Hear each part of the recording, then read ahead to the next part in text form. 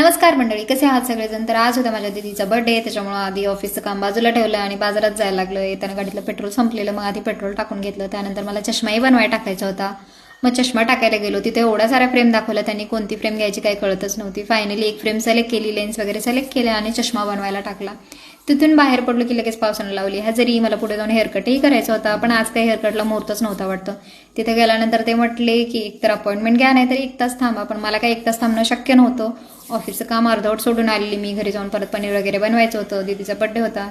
त्याच्यामुळे मग हेअरकट बाजूला ठेवला आणि तिथून निघालो खंडोबा गेलेला पनीर घ्यायला. खंडोबा गेलीतून जाताना ही लेकरं दिसली, शाळा सुटलेली. त्यांना बघून शाळेचे जुने दिवस आठवले. बालपण खरंच भारी असतं नाही का.